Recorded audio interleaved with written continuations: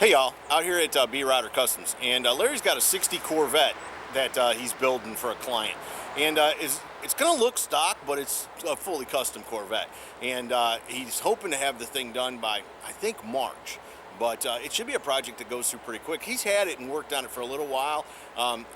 It's just I hadn't got out here to shoot it, and there really wasn't much to look at it when it first came in. It was a mess, but anyways, let me run Larry down and have him tell us a little bit about it. Larry, how are you, brother? Hey, Scotty, doing fine, bud. How are you? Not too bad. Tell me a little bit about this car. I know a little bit about it. Tell me, you've done a lot of work to it, but you can't really tell that you've done much. No, sir. This is one of those cars that came to us that looked like a perfect car from 5 feet away. It was beautiful. It was black. It had, nice wheels on it. It was beautiful interior.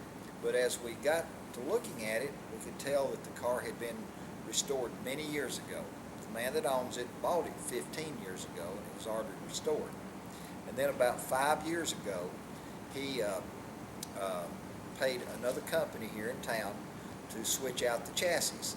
And when he did that, he upgraded all his chassis components. They have a ZZ4 engine in it, which is a Chevrolet crate motor, and it's fuel injected with a 5-speed straight shift transmission and C4 Corvette suspension. So is that a throttle body fuel injection? That's a throttle body fuel injection by Holly.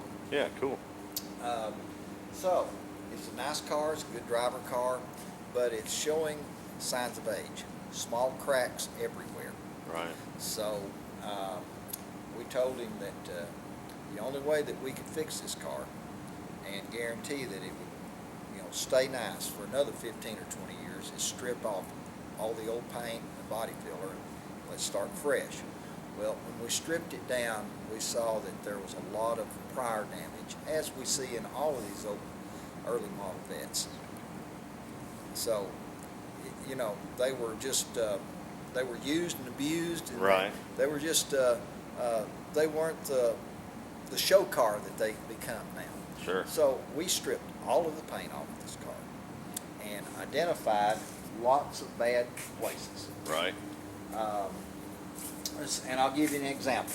Up here is a good example. This car had been hit in the front end, and thankfully they did not cut the nose off and put a piece in it.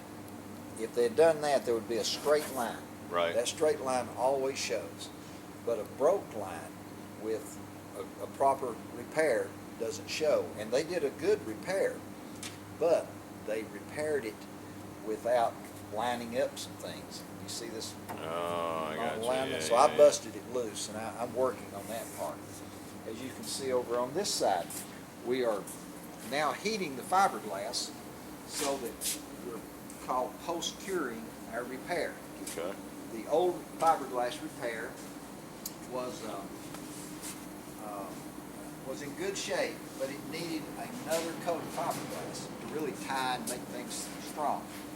So now that I've refiberglassed, we've got a infrared heat lamp on it where we're post-curing this fiberglass. We're bringing the fiberglass up to the highest temperature that we think that we will ever see when this car is outside. Let's say at a good guy show in Columbus. This car will get up to about 190 degrees. It's right. Black, and out in the hot sun on hot asphalt. So if we post-cure it, our paint and our fillers and our fiberglass repair will never move. It'll stay the same. I got you. So would you like to yeah, let's go check and look out at the that. temperature? Yeah. Try not to knock something over, but.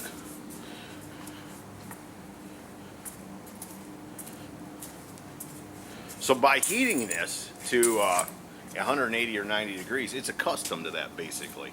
That is correct. Let's see, what is it now? It's 140, 150. We're getting it up there now. And you want to get it to what, 180 or 190? Yeah. And how long will you let it sit at that temperature? We let it sit at 30 minutes at a time and then move it.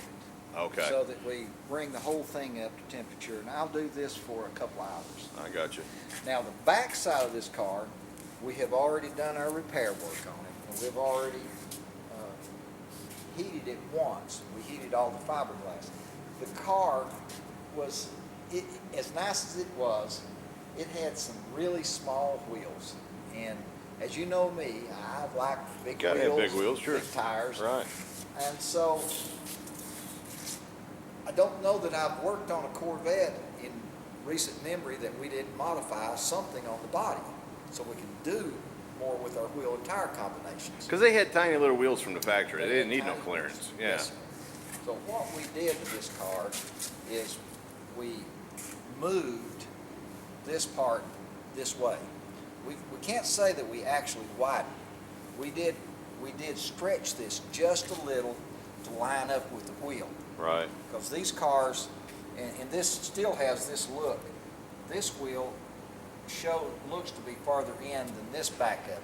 That's because the car kind of rolled in. I got you. So I pulled it out a little, but mainly I straightened this up. This thing was rolling in. Okay. So when you get a big tire and you get into a parking lot situation, this independent rear end rolls that tire up in it and it rubs. Right. So we just moved it out, straightened it up, and now we'll be You'll tub it. widening the Yeah. tub in here so that we'll have plenty of wheel tire clearance. Now, is this trunk new? This is an original trunk. The paint on this car looked this good. See, I want to clear something because the introduction, I said it wasn't much to look at when it came in. But the first time I saw it was in a blasting booth. Right. There was nothing in it, nothing like that. But when No. it showed up, it was a nice car. It I didn't was see it like black and that. shiny. Wow. Cool. And then you said you've had to shift the body actually on the chassis. Yes, this car, I am unsure. I really don't know why this body seemed to be off-center with the wheels. I do know that General Motors in the 40s would offset their rear wheels so that the wheel well was never centered with the tire. Now, did the 60 Corvette do that? I don't know. I haven't researched. It really doesn't matter. Right. To put our larger wheels on it and to make it look right, we decided to shift the body about 1.5 inches. That's all. That's a whole lot. But 1.5 inches will center this wheel. Now, that's the owner and your viewers may say, how can you do that? Yeah. Well, we can do it by repositioning mounting holes and modifying bumper braces, and then we're going to have to modify one part of the firewall. A simple procedure for us because this is what we do. Right. The novice might not want to do that. We're going to pull this car off of the frame, finish slicking the body. The chassis is a brand new chassis. I don't see anything other than clean and detailed. What kind of chassis is it running?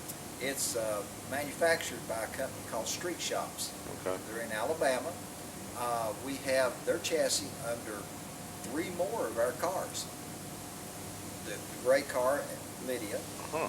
then Lydia's cousin, Right. a little red roadster, and then a new car, a new 64 that we're building right now that will have an LS9, all late model stuff.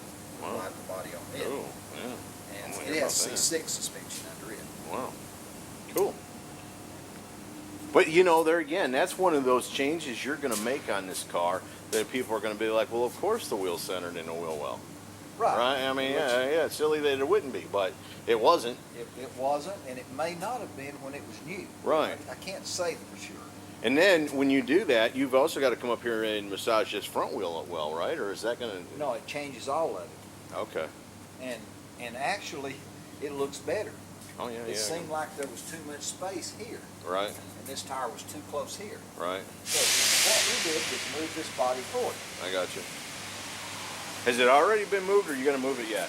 I have moved it about 1 inch, and I'll be taking it off the frame in another 1.5 weeks so that I can modify a couple of things that I need to get the body to slip forward. Right. We'll drill our mounting holes, pre-fit everything, pull it off the frame, finish the bottom side, do our slick paint work, and then reassemble the car. When will the car be done? When are you shooting for? We'll have this car finished and delivered to Hot Rod and Restoration Show March the 17th in Indianapolis, Indiana. Oh, cool. All right. Well, I'll follow along and see how you do on that. I think that, yeah, yeah.